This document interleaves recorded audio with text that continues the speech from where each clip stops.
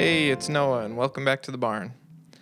It might be obvious to some of you, but I'm at the beginning of my woodworking career. I have a few small projects under my belt, but this is by far the largest piece that I've attempted to create so far. The size of this piece was a big challenge for my small 400 square foot shop, but in the end, I managed to deliver a high quality final product to a happy customer. In around March of 2023, a good buddy from my day job said, "Would you build me a dining set for my awkwardly shaped kitchen?"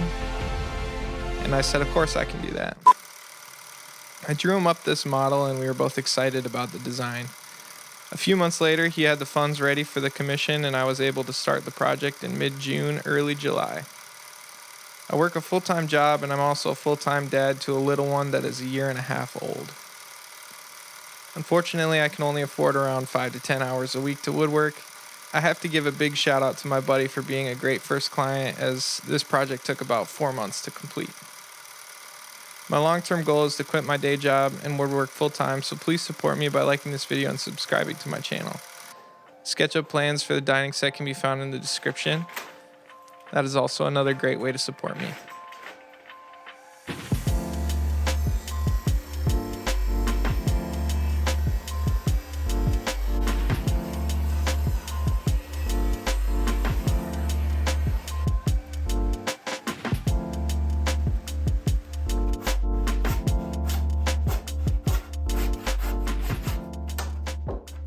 I started by coarse milling the rough lumber for the tabletop.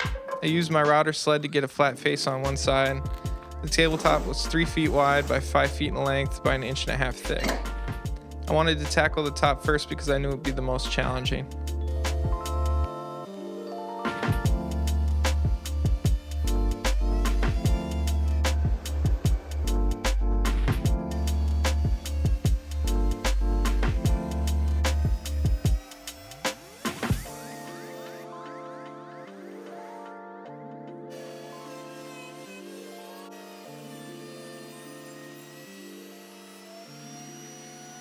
This $50 auction Porter cable router ended up dying halfway through, so I purchased a cheap Ryobi plunge cut router to replace it.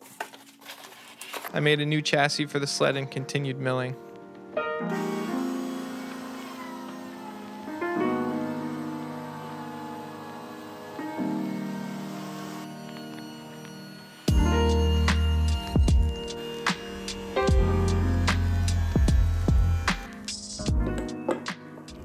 I wanted to add better stability to the table by adding dowels to the seams. This was much cheaper than purchasing a biscuit or domino cutter and achieved a similar result.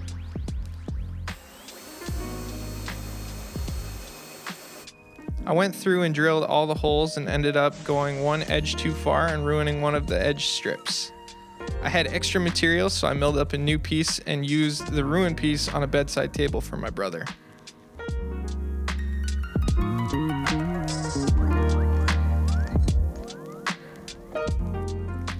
I did a dry fit and everything was looking good, so I went ahead and did the glue up using epoxy glue.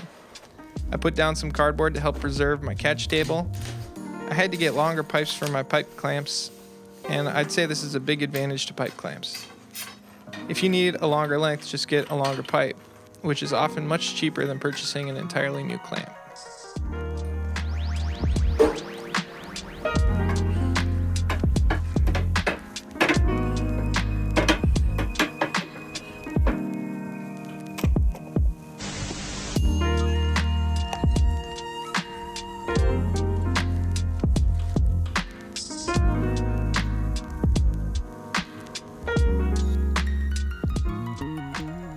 This glue up was by far the largest I've ever attempted in my little 400 square foot shop. I used epoxy glue because it gives you a slightly longer work time, around an hour instead of the 20 to 30 minutes that Type Bond gives you.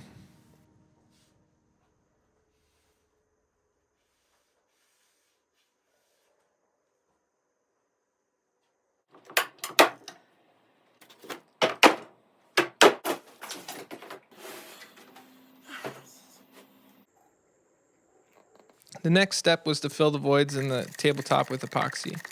I started by adding a penetrating epoxy to all of the knots. The purpose of the penetrating epoxy was to act as a sort of pore filler. This step ensures the black epoxy I use later doesn't stain the wood. We decided to leave in some of the bark inclusions on the tabletop because we thought that they looked cool. The penetrating epoxy helps stabilize these as well.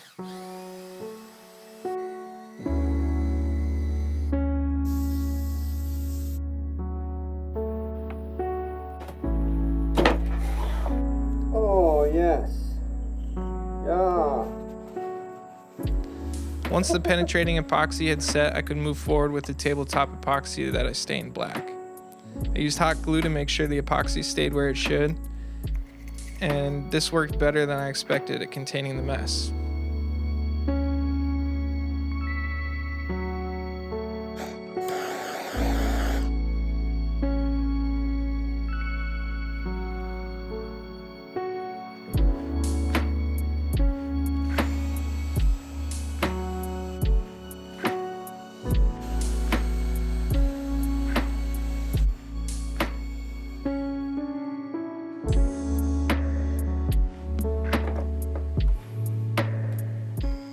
After all of the epoxy work was done, I sanded the excess off and took the top down the road to a local lumber mill to be surfaced by a big machine. This saved me some time and provided greater accuracy than if I were to flatten the top by hand. I did want this to be well prepped because they charge by the hour, and I felt it only needed a pass or two.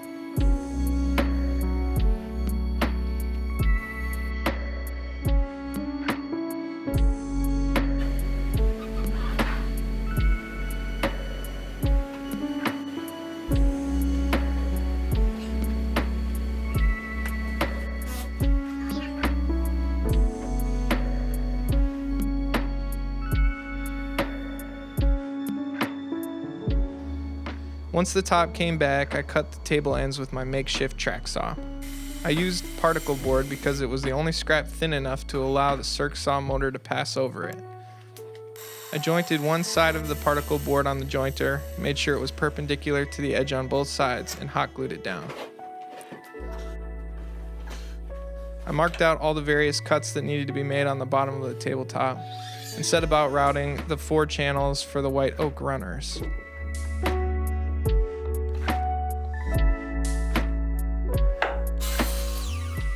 I made a little spacer for my straight edge so I could set it up a little faster. Oh, shit.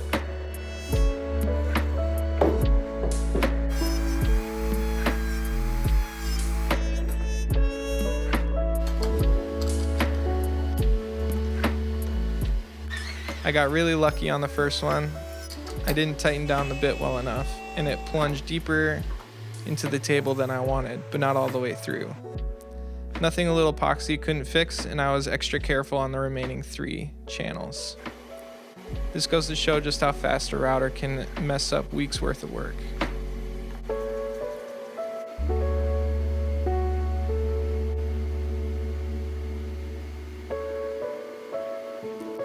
I'm still in the process of building my shop, but it's 80 to 90% there. Nowadays, I try to only get tools when they'll save me time. So I bought this DeWalt handheld power plane to help me cut the massive chamfers on the underside of the table. Once the bulk of the waste was removed, I could refine the lines by hand with my number 4.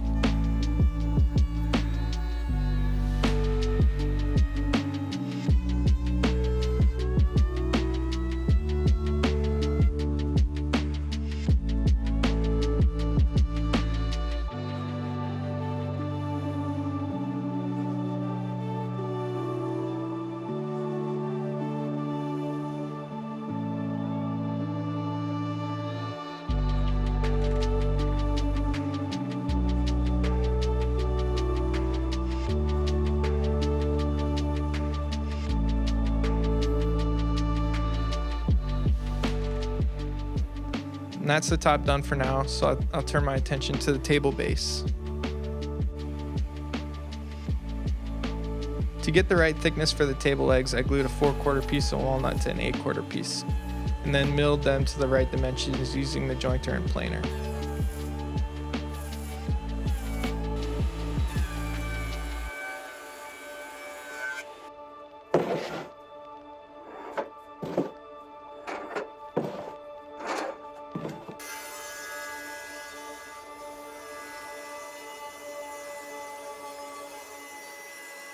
I cut the white oak runners and did a very rough assembly with the unfinished pieces, many of which I milled off camera.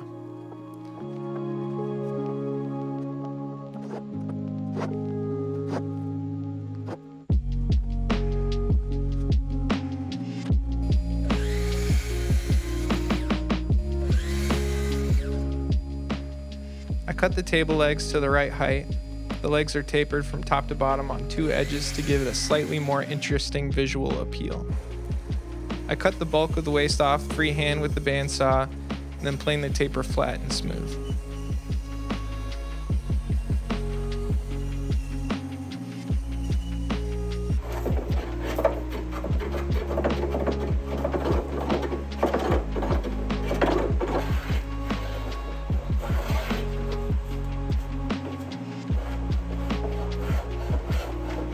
Cut a shelf at the top of the leg for the skirt pieces to rest on top of. This gave the table a little more vertical stability, as the weight of the top would be resting on the legs. It was starting to get colder out, so I lit the stove for the first time this season.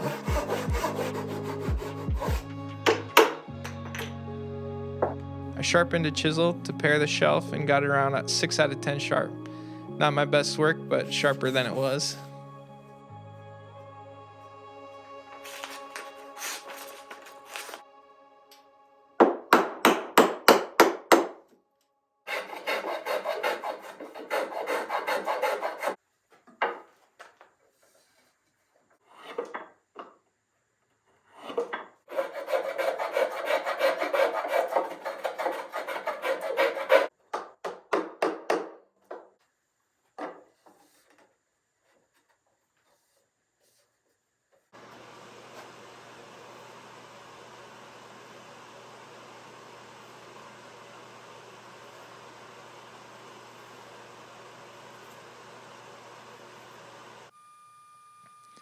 I cut the miters on the skirt pieces at the miter saw.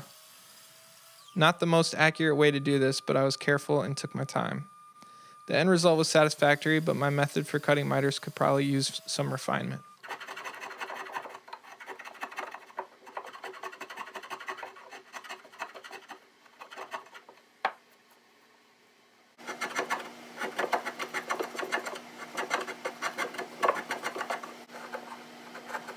I did a dry fit of the joint and went straight into the glue up.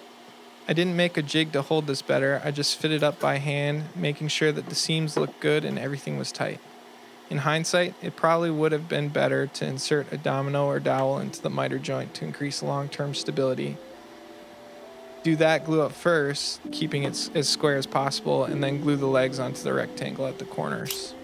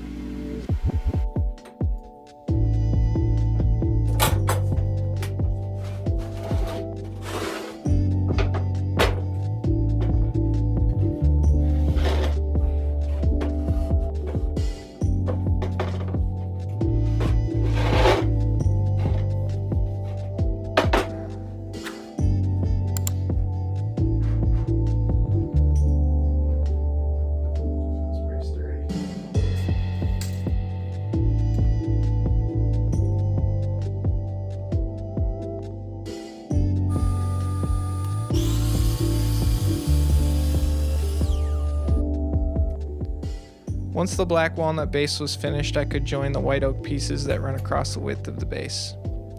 First, I had to figure out where the pieces go in relation to the tabletop, which took a little bit of math.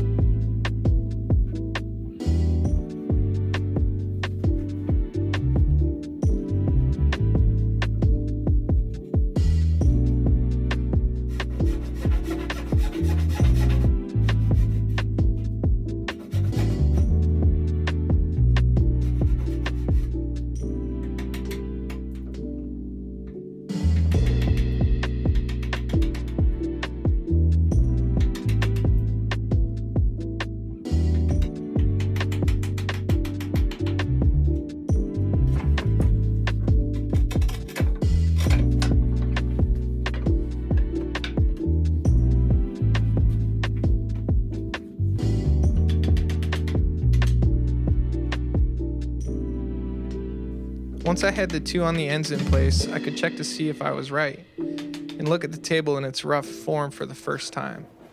I had been working on this project for over 3 months at this time.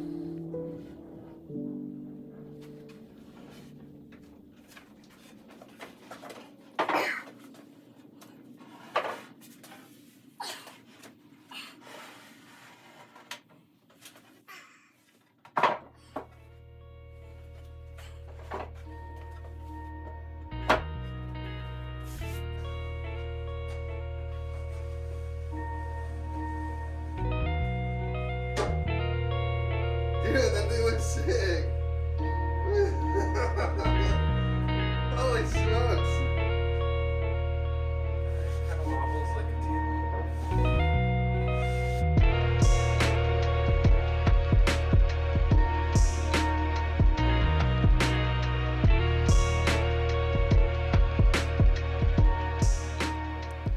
After seeing it put together, I realized it looks kind of cool without the two added white oak runners in the middle. So I made the two in the middle removable. Instead of cutting into the base, I cut into the white oak. This way my buddy can decide later what look he wants based on what space the table is in.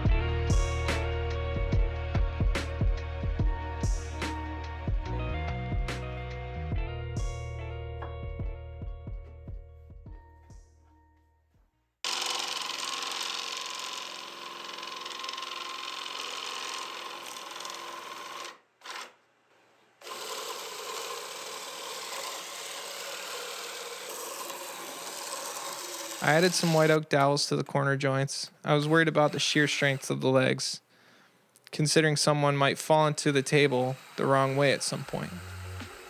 These pins are just good general help for the long-term stability of the joint.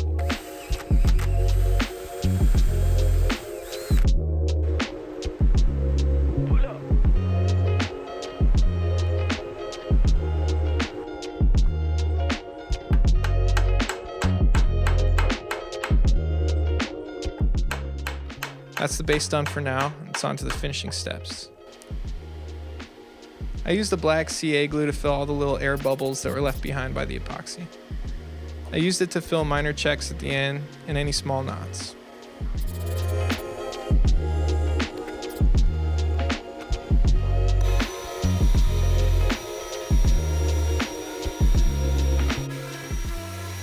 Once that was done, I could move on to sanding. I started at 40 grit, then to 60 grit, and finished at 120 grit for everywhere except the top of the table. I sanded the top of the table up to 400 grit.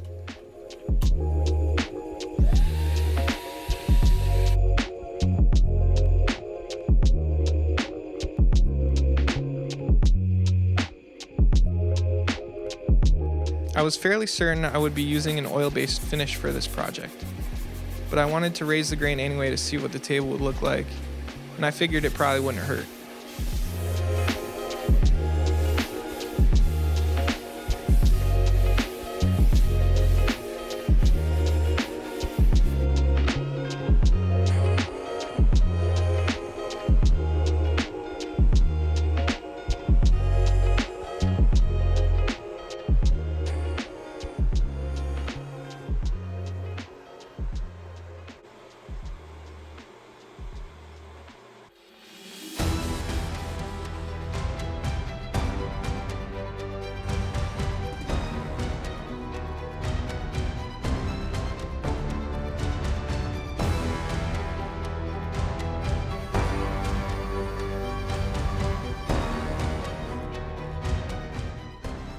I routed small chamfers onto the top of the table to break the edge a little bit and applied the finish. I used Osmo, and I was really impressed by the result that I got. It's not too glossy and it's not too dull. Generally, I would finish a project like this with Odie's oil because it's so straightforward and always looks great, but I wanted something slightly more durable and long lasting. With Odie's oil, I assumed the table would have to be refinished more often.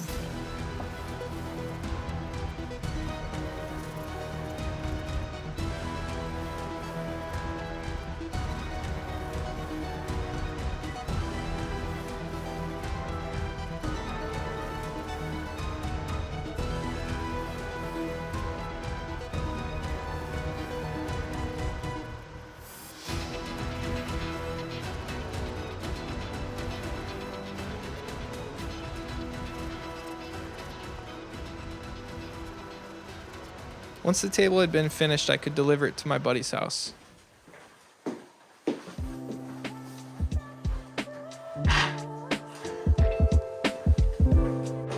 Sort of reference.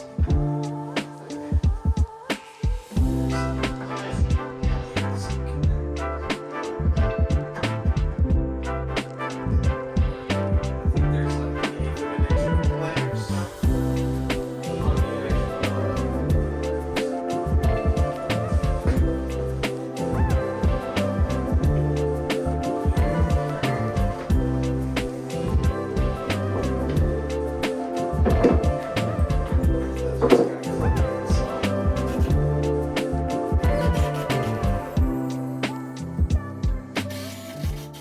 And that's the table finished. I think it turned out better than I expected, and it's so cool to see a project like this exist in real life, not just in SketchUp. It felt very rewarding to have completed this project, and I hope you enjoyed watching this video. You can track my projects over on my Instagram at NoahB Woodworks. Thanks again for watching, and I'll see you next time.